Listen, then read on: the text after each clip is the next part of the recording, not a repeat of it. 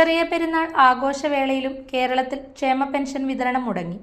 കഴിഞ്ഞ 10 വർഷത്തിനിടെ ആദ്യമായാണ് ചെറിയ പെരുന്നാളിന് മുൻപ് മുഴുവൻ പെൻഷനും വിതരണം ചെയ്യാൻ കഴിയാത്ത സാഹചര്യം ഉണ്ടായിരിക്കുന്നത്.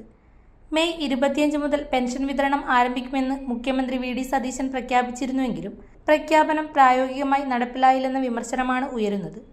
UDF സർക്കാർ അധികാരത്തിലെത്തിയ ശേഷമുള്ള ആദ്യ പ്രധാന ആഘോഷാവസരമാണ് ബക്രീദ്. ഖജനാവിൽ 5000 കോടിയിലധികം ക്യാഷ് ബാലൻസ് ഉണ്ടായിരുന്നുവെന്ന റിപ്പോർട്ടുകൾക്കിടയിലും ക്ഷേമ പെൻഷൻ പെരുന്നാളിന് മുൻപ് പൂർണ്ണമായും വിതരണം ചെയ്യാൻ സർക്കാരിന് സാധിച്ചില്ലെന്നാണ് ആക്ഷേപം. ബാങ്ക് അക്കൗണ്ടുകളിലൂടെ പെൻഷൻ ലഭിക്കുന്ന ഗുണഭോക്താക്കളിൽ വളരെ ചെറിയൊരു വിഭാഗത്തിനാണ് ഇതുവരെ തുക ലഭിച്ചതായി അറിയുന്നത്. LDF ഭരണകാലത്ത് ഓണം, ക്രിസ്മസ്, ചെറിയ പെരുന്നാൾ തുടങ്ങിയ വിശേഷ ദിവസങ്ങളിൽ മുൻകൂറായി ക്ഷേമ പെൻഷൻ വിതരണം ഉറപ്പാക്കിയിരുന്നുവെന്ന കാര്യവും ഇപ്പോൾ ചർച്ചയാകുകയാണ്. കഴിഞ്ഞ വിഷുവിന് 2 മാസത്തെ ക്ഷേമ പെൻഷൻ ഒരുമിച്ച് വിതരണം ചെയ്ത ശേഷമാണ് LDF സർക്കാർ അധികാരം ഒഴിഞ്ഞത്.